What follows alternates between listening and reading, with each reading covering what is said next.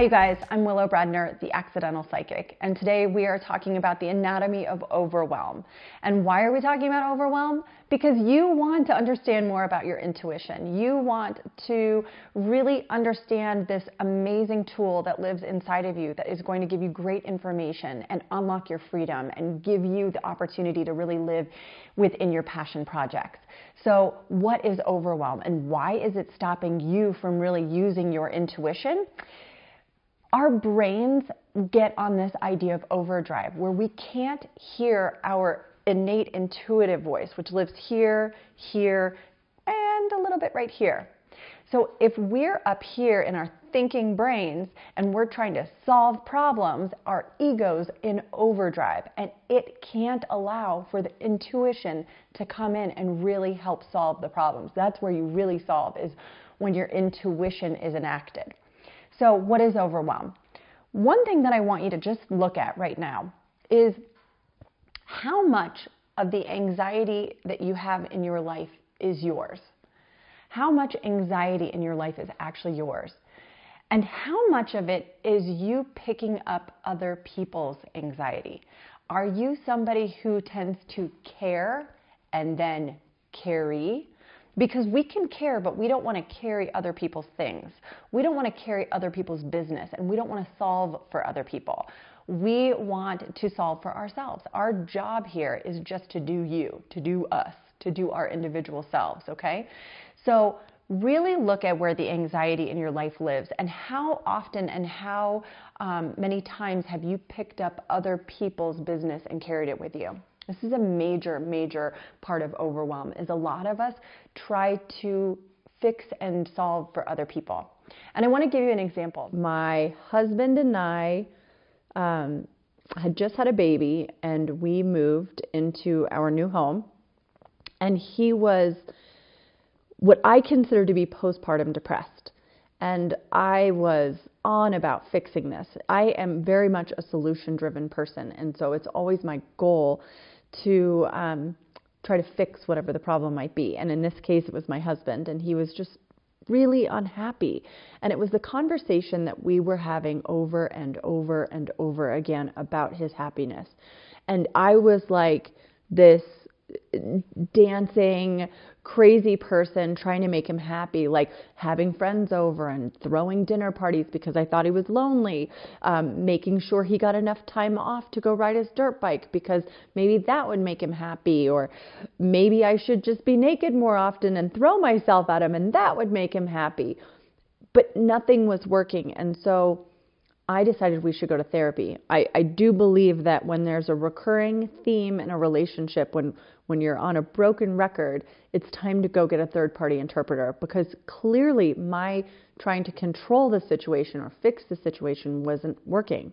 So we get to therapy and we tell the therapist our story, his story, my story of being unhappy, that my husband's unhappy. And the therapist sort of breaks it down really easily and says, so Willow, if I'm to get this correct, you're sort of the fixer, solution-oriented partner. And I said, yes.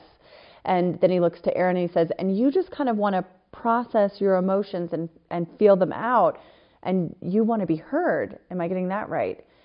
And Aaron says, yes. Oh my gosh, yes, I would love to be heard. And so the therapist looks at me and he says, Willow, you need to listen to your husband. That's it. You just need to listen.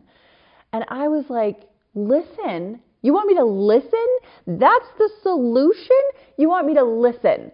I mean, I've been making dinners and I've been having people over and I've been a dancing naked bear in a living room trying to throw myself at my husband, and you want me to listen? Listen's the solution? And I cried and I went home and I internalized and I spiritualized this moment. And I woke up 3 days later. And I thought about it and I was like, listen's a really good solution. Listen is the solution, and listen is honoring my husband. It's allowing him to be himself. And it was the one thing that I hadn't done. It was the one thing that I hadn't really thought about. And I was so busy being solution driven and trying to fix the situation that I never stopped to listen. But when I actually actively began to listen to him, our relationship shifted because I was recognizing him for who he was. I was really giving him the time to process and the energy that he needed to just be seen and heard in that space. But I had so much more energy. I was given like the gift of time in life, and I was finding myself having more time to be creative and more time to really, I don't know, worry and control other things, But ultimately, I had more time to listen in other capacities. And listen, I was. When I began to listen to my husband, my real miracle was, again, how much stronger the connection that I had to spirit was, because I was able to hear and listen to them as well. Listen was really the key to my success of stripping off a giant layer of overwhelm. And in addition, really upsourcing and upleveling my own intuitive ability. That was magnificent for me and such a big breakthrough that I want to make sure that you all get as well. We go into over control of other humans when we think they're not doing it our way, when we think that our way is the right way for somebody else. And so that's the real consideration when you're looking at how you're controlling another person. Are you allowing them to be them truly and honestly? Are you allowing them to do it their way? Not everybody takes the trash out the same way. Not everybody drives to work in the same manner. Not everybody remembers to stop at a stop sign fully. Some of us just skid through California style. So are we allowing each other to fully live in the true expression of who we are? And can you experiment with this idea of listening and not controlling and just giving your people the time and space to truly be them?